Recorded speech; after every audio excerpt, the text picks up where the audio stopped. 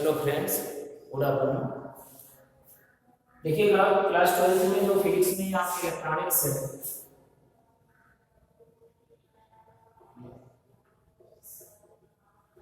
Electronics first paper के बारे में हम लोग डिस्कशन कर रहे थे और ये आपका चैप्टर फर्स्ट है। इतना आपका जो है ये फर्स्ट चैप्टर है। फर्स्ट चैप्टर में इतने टॉपिक के बारे में आपको डिस्कस करनी है जिसके बारे में हम लोग डिस्कशन भी किए थे। इलेक्ट्रिक चार्ज के बारे में, विद्युत आवेश क्या है, आवेशन की विधियां क्या है, 3 प्रकार की होती हैं, फिर चालक, अचालक, अर्धचालक, कूलाम का नियम है, फिर अध्यारोपण का सिद्धांत है, आवेशों का वितरण है, विद्युत क्षेत्र है, विद्युत ध्रुव आवेश है। तो पहले चलते हैं कि एक टॉपिक को हम लोग क्लियर करते हैं। Electric charge.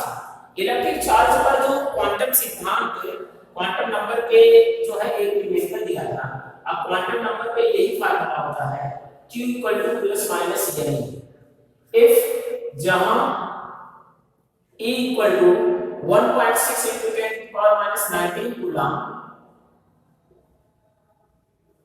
कूलाम। तो ये जो है, अब इसके बाद जो है हम लोग इस पर एक न्यूमेरिकल है, कहता है एक धातु की गोले, न्यूमेरिकल दिया गया है,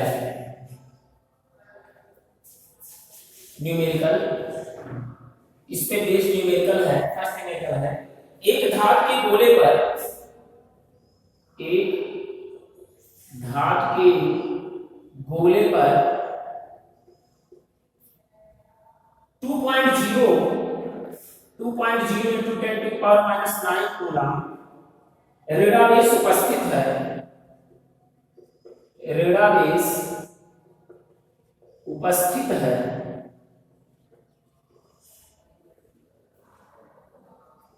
ऋणावेश उपस्थित है। इस अवस्था में कितने इलेक्ट्रॉन अधिक व कम होंगे? इस अवस्था में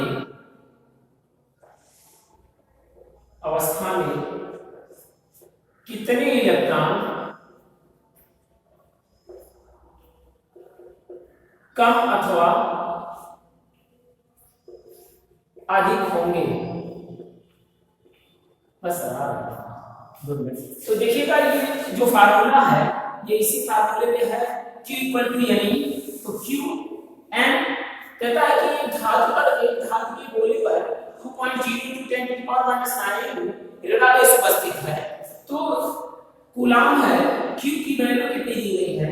2.0 × 10⁻⁹ कूलाम। इस अवस्था में कितने इलेक्ट्रॉन कम अथवा अधिक होंगे? ऐसी अवस्था में E = 1.6 × 10⁻⁹ कूलाम E की वैल्यू होती है। और आप जानते हैं अकॉर्डिंग टू फार्मूला क्या होता है? फार्मूले के अनुसार Q = यानी if n = Q/E, Q की वैल्यू कितनी है? 2.0 क्या है? ऋणावेश है। तो अब ये भी ऋणावेश है, ये भी ऋणावेश है, तो क्या हो जाएगा? 2.0 × 10⁻⁹ अपान -1.6 × 10⁻⁹ माइनस माइनस कर दिया इक्वल टू n। तो n की वैल्यू कितनी आएगी? आप 16 से 16 से 20 में डिवाइड कर दीजिए। 16 × 16, 6 में से 4, और ये जो आपका हो जाएगा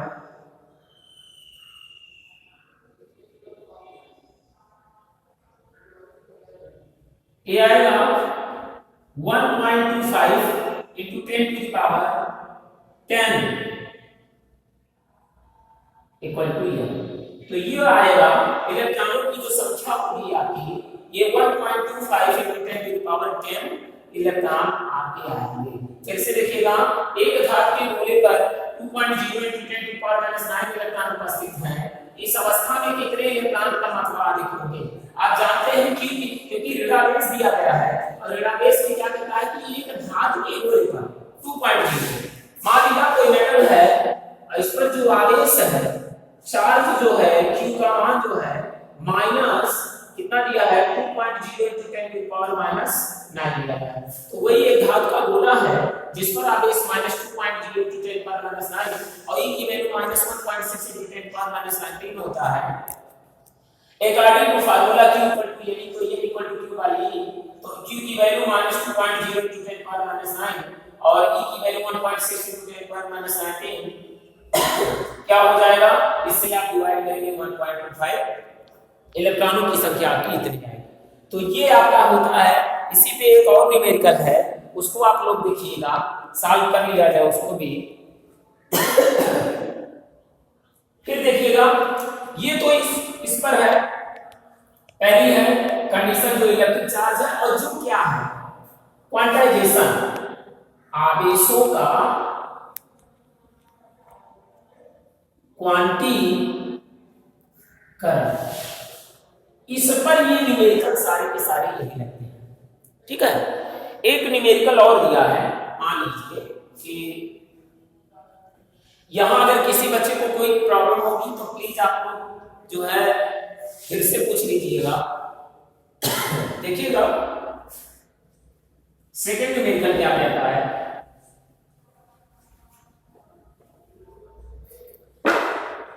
लेट किया गया, माना गया कि कोई एक धातु है, लोहे की छड़ है जिस पर जो है 15 इलेक्ट्रॉन है। आवेश की मात्रा ज्ञात करनी है। E की वैल्यू आप जानते हैं 1.6 × 10⁻⁻19। तो क्या होता है Q इक्वल टू यानी तो Q N की वैल्यू कितनी है 15। E की वैल्यू क्या है 1.6 × 10⁻⁻19 कितना हो जाएगा आपका 15 16 6 5 30 6 1 6 3 9 5 1 5 1 1 0 14 2 कितना आएगा 0 × 10⁻⁻19 कूलम। ये आपका आएगा आवेश की मात्रा। ठीक है, आवेश की मात्रा अकॉर्डिंग टू फार्मूला, इसी फार्मूले में जो है ये आपका दिया। ठीक है, तो अब ये क्वांटाइजेशन का न्यूमेरिकल था और क्वांटाइजेशन के सारे न्यूमेरिकल आपके ऐसे ही लगेंगे। अब हम लोग चलते हैं दूसरी सेकंड स्टेज में, क्या कंडीशन होती है देखिएगा, जिसमें हम लोग जो है इलेक्ट्रिक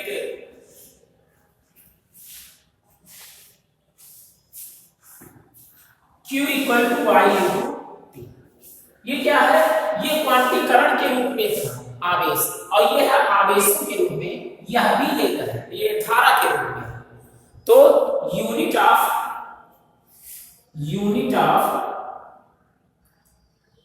इलेक्ट्रिक चार्ज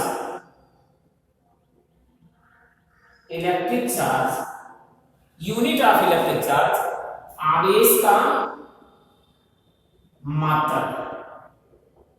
आवेश का मात्रक क्या होता है, तो क्या होता है Q इक्वल टू I क्या है करंट है, तो Q को हम जो है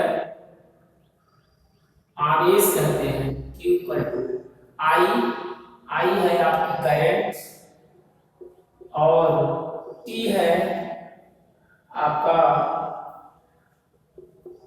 टाइम। तो आवेश बराबर धारा गुणे समय, और धारा का मात्रक होता है एम्पियर सेकेंड, और ये होता है आवेश का मात्रक बराबर कूलम। अगर आपसे कोई पूछता है धारा क्या होती है, तो I equal to Q by T, ये चार्ज है और ये आपका टाइम है। तो चार्ज क्या होता है, चार्ज जिसे आप आवेश कहते हैं, और ये आपका क्या है समय है। तो आवेश का मात्रक कूलम और पर समय का मात्रक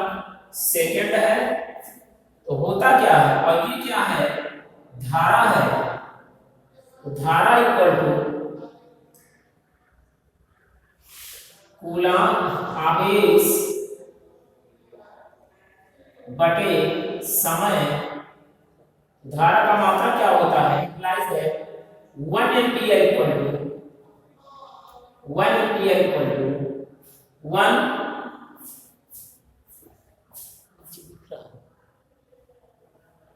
ये आपका है 1 एम्पियर इक्वल टू 1 कूलाम पर 1 second.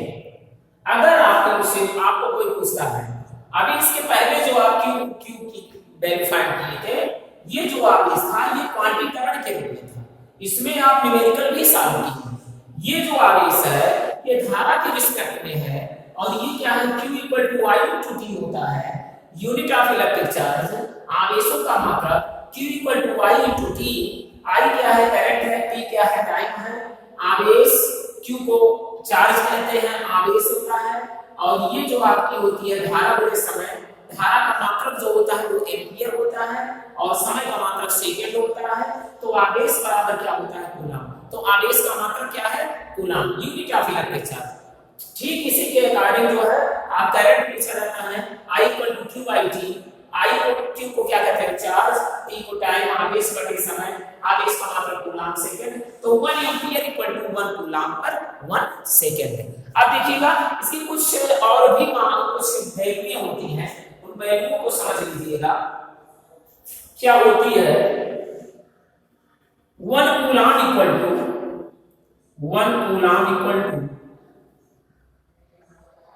3 into 10 to the power 9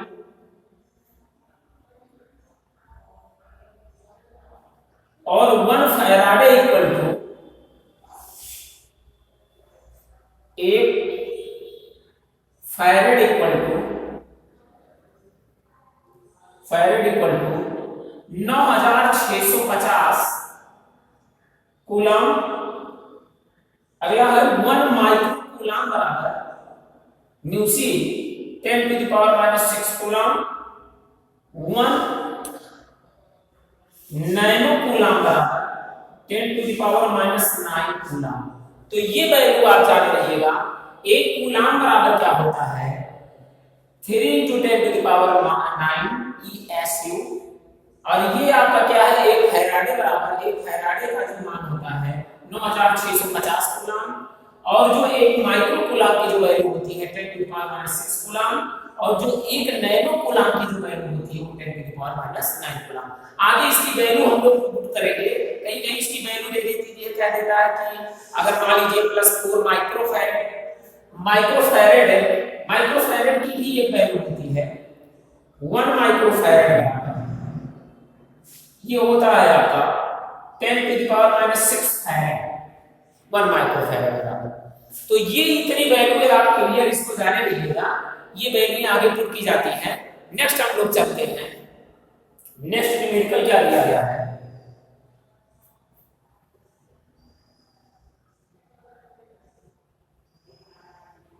आवेशन की विधियां, मेथड ऑफ चार्जिंग, ये है। अब पहले इस पे हम लोग कुछ 1-2 न्यूमेरिकल लगा लेते हैं इस फार्मूले पे, देखिएगा।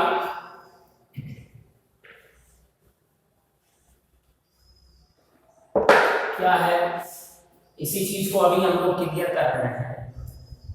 सपोज दैट कोई एक धात की छड़ है जिस पर 5 micro coulomb plus 5 Meucci, Q बराबर 5 म्यूसी, और इतना आवेश 10 सेकंड के लिए। फाइंड क्या करना है, I की वैल्यू फाइंड करनी है आपको अकॉर्डिंग टू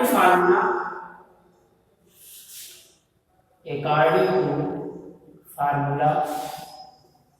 इस फार्मूले पे जब हम चलते हैं तो क्या होगा, Q equal to I into T। I को यहां रहने दीजिए और T को लेके आएंगे तो Q बाई T। तो Q की वैल्यू कितनी दी गई है, 5 माइक्रो कूलाम, और इस चीज को आप जानते हैं फार्मूले में 1 म्यूसी बराबर 10 टू द पावर माइनस 6 सी होता है। 1 माइक्रो कूलम बराबर 10 की घात माइनस 6 कूलम होता है। तो इसकी वैल्यू तो 5 माइक्रो कूलम बराबर हो जाएगा 5 म्यूसी बराबर 5 into 10 to the power minus 6 coulomb हो जाएगा। तो अब इसमें वैल्यू पुट करते हैं, तो कितनी वैल्यू दी गई है, Q की वैल्यू 5 माइक्रो कूलम, तो 5 into 10 to the power minus 6 coulomb, और समय कितना दिया गया है 10 सेकंड, तो 10 हो गया इक्वल टू I, तो कितना आएगा 0.5 into 10 to the power minus 6 क्या होगा इक्वल टू I, तो धारा कितनी हो गई 0.5 गुणे 10 की घात माइनस 6 एम्पियर, ये आपकी I की वैल्यू है। अकॉर्डिंग ये फार्मूले पे इस फार्मूले क्वांटाइजेशन के तो आपका न्यूटन भी बताया भी है, ये आपका ये धारा के रिस्पेक्ट में जो न्यूमेरिकल है, तो ये आपकी वैल्यू होती है। अब हम लोग चलते हैं सेकंड पॉइंट पे, आवेशन की विधियां कितनी होती है, मेथड ऑफ चार्जिंग।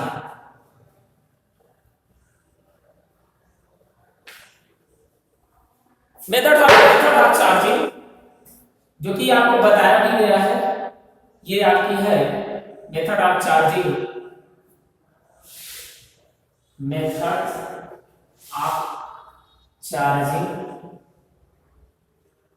आवेशन की विधियां।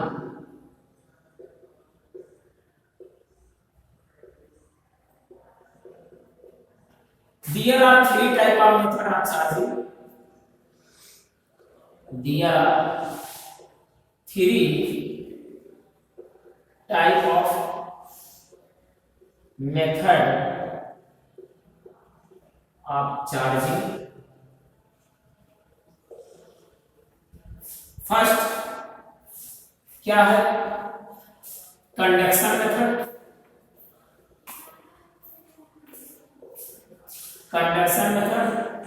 सेकंड इंडक्शन मेथड,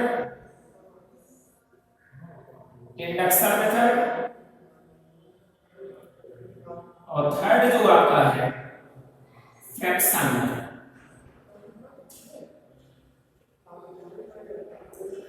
ये जो आपकी होती है चालन विधि होती है, और दूसरी जो होती है प्रेरण विधि होती है, और तीसरी जो आपकी होती है वो घर्षण विधि।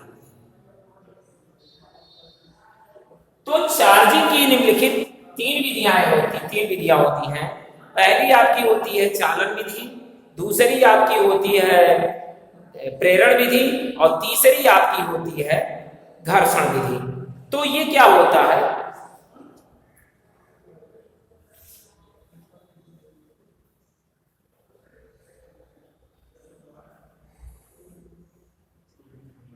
देखिएगा क्या होता है चालन विधि, यदि किसी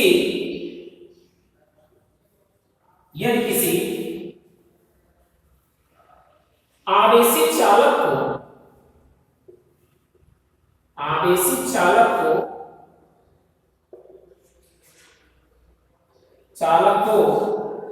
अन्य आवेश रहित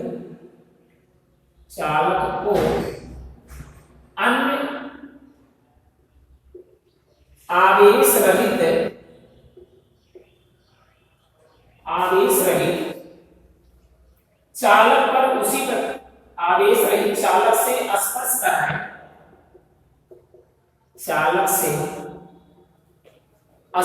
कराएं,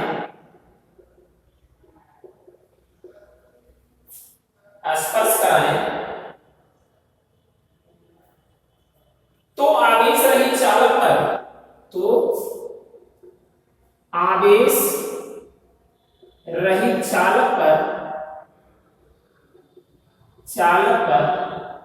उसी प्रकृति का आवेश उत्पन्न होता है, इसे हम चालन विधि कहते हैं।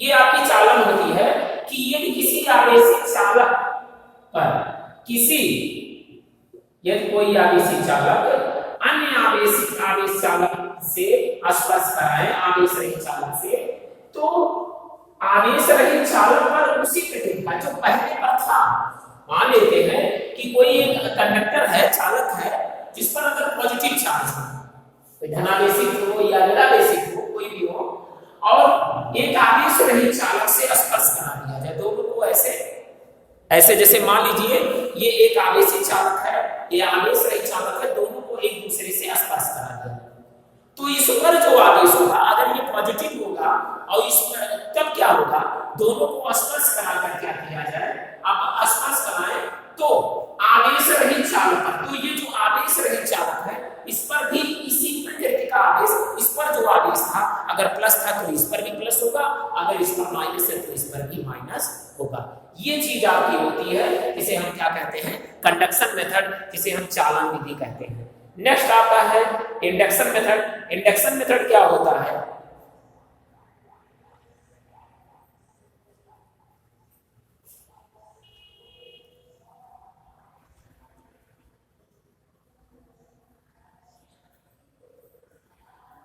मान लेते हैं सपोज दैट कोई एक आवेश जो है रहित चालक है और कोई एक आवेशित नहीं है, वो अनावेशित है। मान ले ये आवेशित है, ये आवेश रहित चालक है और ये आपका अनावेशित है।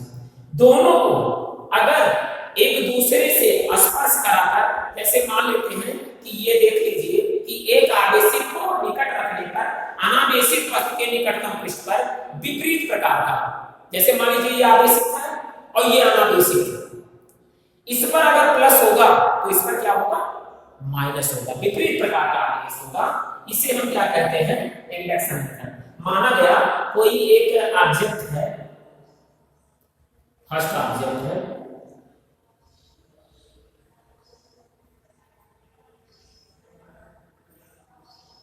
ये कोई ऑब्जेक्ट है, ये मान लेते हैं, जिस पर आवेश क्या है, प्लस। और अगर ये कोई बी कोई ऑब्जेक्ट हो, ये सेकंड ऑब्जेक्ट है,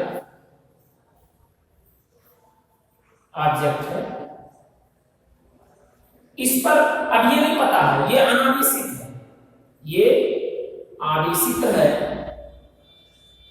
और ये आपका अनावेशित है। माना गया, ये किया गया कि सपोज दैट दो आपके जो है ऑब्जेक्ट हैं, एक पर एक आवेशित है, एक अनावेशित है।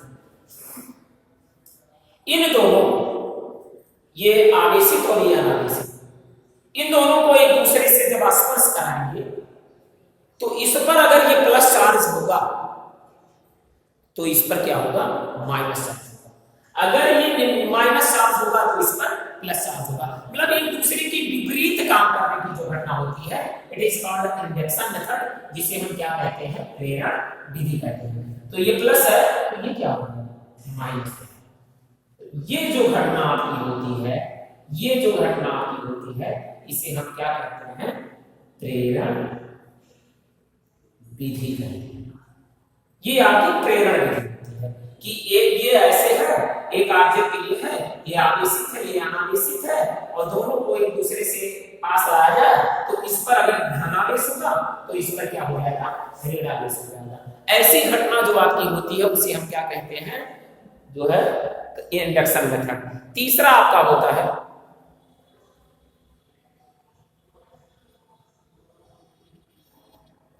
फ्रैक्शन मेथड होता है। क्या होता है फ्रैक्शन मेथड, जिसे घर्षण विधि कहते हैं। घर्षण विधि क्या होती है, माना गया दो ऑब्जेक्ट हैं और दोनों को क्या कराया जाए, ऐसे आप क्या करिए, घर्षण करा दीजिए, फ्रैक्शन करा दीजिए। यदि दो वस्तुओं को परस्पर रगड़ा, दोनों को ऐसे रगड़ रहे हैं, परस्पर रगड़ने से क्या होता है, इनके बीच इलेक्ट्रॉनों का स्थानांतरण द्वारा वस्तुओं पर आवेश उत्पन्न हो जाते हैं। क्या होता है, अगर दो ऑब्जेक्ट हैं, ये मान लीजिए suppose that you are object है और दोनों को क्या किया गया, एक दूसरे से घर्षण कराया गया, तो इससे क्या होगा, इलेक्ट्रॉनों का जो है स्थानांतरण होगा, और इलेक्ट्रॉनों का जो स्थानांतरण होगा, ऐसी घटना मतलब इसमें जब स्थानांतरण होगा तो वहां क्या होगा, एक आवेश उत्पन्न होगा। लिखिएगा, जब दो वस्तुओं को परस्पर रगड़ा जाता है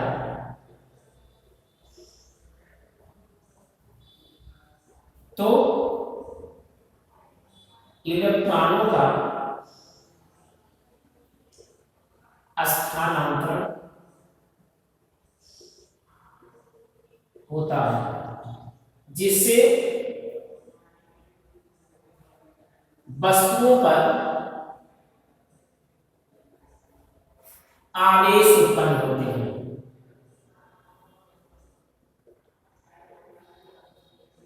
ऐसी घटना को घर्षण विधि कहते हैं।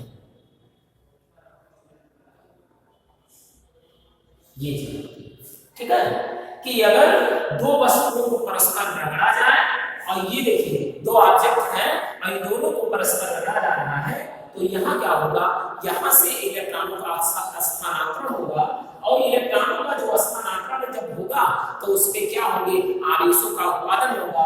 ऐसी घटना को हम क्या कहते हैं, घर्षण विधि कहते हैं। ओके, तो ये आपकी जो है, ये सेकंड पॉइंट जो आपकी हो गई, फर्स्ट पॉइंट हो गई, ये सेकंड पॉइंट हो गई, थर्ड पॉइंट जो आपकी होती है ये है आपकी। तो चलते हैं इसके बारे में हम लोग अध्ययन करते हैं। देखिएगा, मेथड ऑफ चार्जिंग भी हो गई, ये क्लियर है आपका। अब देखते हैं हम लोग तीसरी पॉइंट क्या है।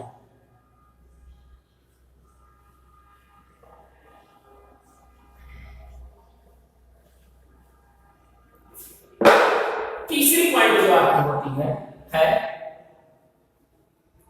तीसरी पॉइंट आपकी दी गई है, जिसे हम कहते हैं चालक तथा विद्युत रोधी पदार्थ। चालक कंडक्टर,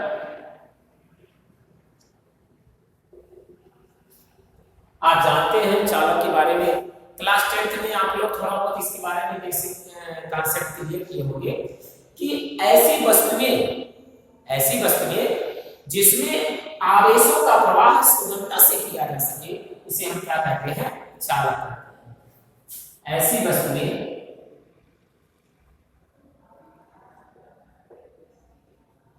जिसमें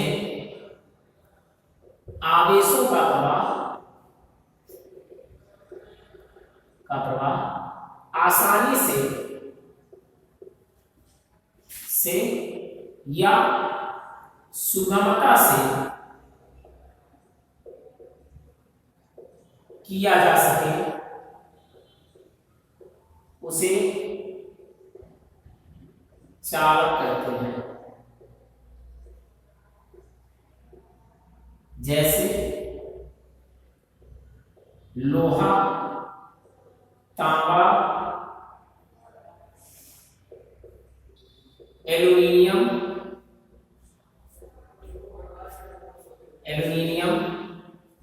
चांदी एंड सो फॉर, ये जो आपकी। फिर आपका आता है नॉन कंडक्टर, इसे हम क्या कहते हैं, अचालक।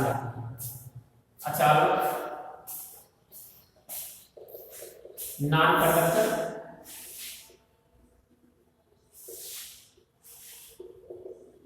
कंडक्टर जो होती है आपकी अचालक वे पदार्थ होते हैं, वे वस्तुएं जिसमें आवेशों का प्रवाह सुगमता से न किया जा सके, उसे हम क्या कहते हैं, अचालक। वे पदार्थ जिसमें आवेशों का प्रवाह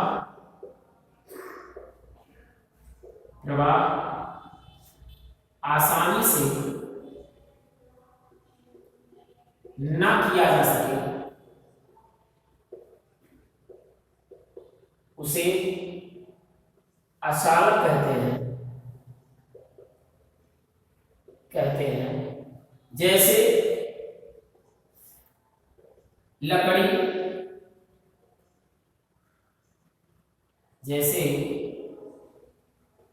लकड़ी, और जो है कागज, ये सब क्या है? ये आपके हैं अचालक। और जो विद्युत रोधी होता है, विद्युत रोधी भी क्या होता है? यह अचालक ही होता है। जैसे नायलॉन हो गया, नायलॉन के रूप में जैसे रबड़ हो गया, ये सब क्या है? ये विद्युत रोधी कहते हैं, जिसे हम डाइलेक्ट्रिक कहते हैं। तो ये चीज आपकी होती है, ये तीन होते हैं विद्युत रोधी। तीसरा है आपका विद्युत रोधी, सेकंड, फर्स्ट और तीसरा है विद्युत रोधी। वही पदार्थ जो अचालक के गुणों को प्रदर्शित करते हो उसे हम क्या कहते हैं? विद्युत रोधी पदार्थ कहते हैं। जैसे रबड़, ये सब क्या है? रबड़ क्या है? ये विद्युत रोधी है। तो ये आपकी चीजें होती है तीन। तो ये आपकी हो गई, ये और ये और ये तीन टॉपिक आपकी क्लियर हो गई। अब नेक्स्ट टॉपिक देखते हैं क्या है आपकी।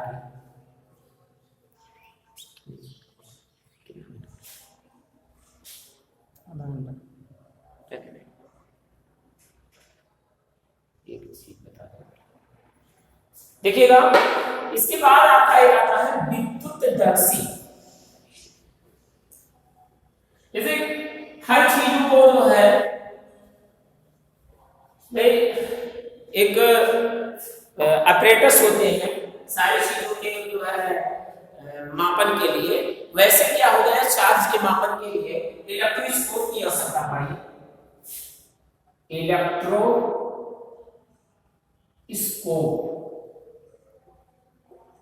विद्युत दर्शी क्या होती है? ध्यान से पहले इसको आप देख लीजिएगा।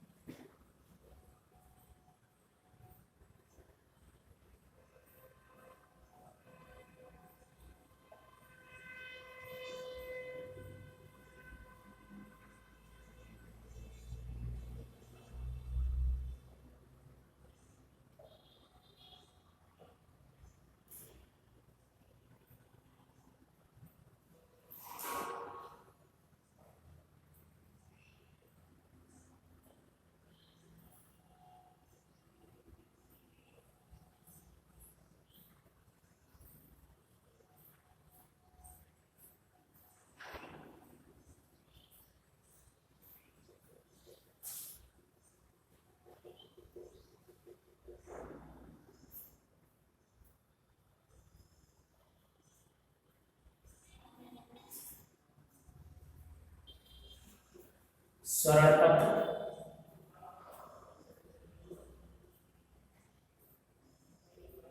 ये आपकी होती है धात्विक क्षण। धात्विक क्षण और ये आपका होता है कांच का जार। ये चीज जो आपकी होती है ये कांच का जार होता है, और ये आपकी जो होती है ये कार होती है। और इसी पर जो है आपका, इसी पर एक कुंडी लगी होती है,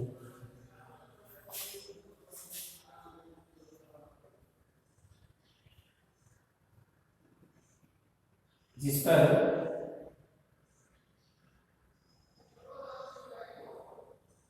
प्लस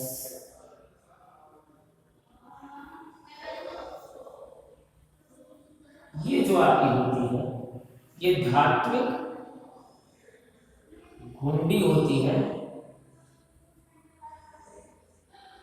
ये और ये, इसे ही हम क्या कहते हैं? इलेक्ट्रो स्कोप, विद्युत दर्शी। तो यह एक ऐसी युक्ति होती है, देखिएगा ये जो इसमें ये दो स्वर्ण पत्तियां भी होती हैं, ये धात्विक क्षण होती है। देखिए प्लस चार्ज इसमें है। ये जो आपका होता है ये कांच का जार होता है, ये पूरा का पूरा ये जो आपकी प्रदर्शित की गई है, ये कांच का जाल है। ये कार के लगे होते हैं, छोटे छोटे कण भरे होते हैं, ये इसमें धातु की घुंडी लगी होती है, और वो जब चलती है तो यहाँ ये स्वर्ण पत्र होती है, और इसी से जो है ये छोटे छोटे कण होते हैं। तो जब ये अपनी क्रिया करती है तो इस पर आवेशों का उत्सर्जन होता है। ये देखिए, ये धातु की घुंडी जो लगी हुई है, इसके द्वारा यहाँ आवेशों का उत्सर्जन होता है, जिसे हम क्या कहते हैं, विद्युतदर्शी कहते हैं। तो यह एक ऐसी युक्ति है जो क्या करती है, आवेशों की उपस्थिति का पता लगाती है। जैसे मान लीजिए कि आप क्या करते हैं, आपके घर में ऐसे वायर गए हैं, अब वायर गए हैं तो कहीं मान लीजिए आपके बोर्ड में लाइट नहीं पहुंच रही है, कहीं मान लीजिए कोई फाल्टिंग हो गई, तो क्या करते हैं, एक इलेक्ट्रिक मैन आता है, तो ये छोटा सा क्रिस्टल होता है, क्रिस्टल लेगा तो फिर तार को जो है जगह जगह पे ऐसे करेगा, जहां वो पीछे लाइट जलती है तो पता चलता है हाँ यहाँ तक लाइट है, लेकिन आगे मान लीजिए ये है ऐसे तार गई है, अब ये तार कहीं ब्रेक हो गई है, मान लीजिए कहीं टूट गई है, थोड़ी सी जो है उसमें ब्रेकिंग हो गई है, तो अब क्या करेगा वो, अब पूरे तार को तो ये निकालने की कंडीशन बनी है, तो क्या करेगा, तार को काटेगा, फिर यहाँ मान लीजिए काट दिए और ट्विस्टर से क्या किए छेदेंगे। अब ये लाइट पीछे होती है, जलती रहती है, तो पता चलेगा कि हाँ यहाँ तो सही है, यहाँ फाल्टिंग नहीं हुई है। अब यहाँ जो है, अब यहाँ मान लीजिए चेक किया, यहाँ भी अगर मान लीजिए कोई दिक्कत नहीं है, यहाँ जब पहुंचा तो देखा ये लाइट ही नहीं चल रही, तो इसका मतलब यहाँ से यहाँ के बीच में जो है कहीं ब्रेकिंग हुई है, तो उसकी उपस्थिति का पता लगाने के लिए हम इलेक्ट्रोस्कोप का प्रयोग करते हैं, जिसे हम क्या कहते हैं, विद्युतदर्शी होता है। और ये विद्युतदर्शी का जो है सचित्र वर्णन है, विद्युतदर्शी का सचित्र वर्णन, यह एक ऐसी युक्ति है, यह एक ऐसी युक्ति है जो किसी पदार्थ में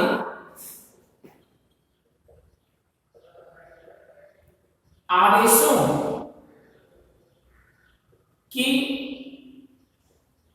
उपस्थिति का पता लगाती है। तो ये चीज होती है, ये तीसरी कंडीशन जो है। अब ये तीन कंडीशन आपकी हो गई। अब यहां से हम लोग कल पढ़ेंगे कूलाम का स्थिर वैद्युत बल का नियम, अध्यारोपण का सिद्धांत, आवेशों का वितरण, विद्युत क्षेत्र, विद्युत द्विध्रुव के कारण अक्षीय निरक्षीय स्थिति में वैद्युत क्षेत्र की तीव्रता और बल लाभ है। बस आज इतना ही। Thank you.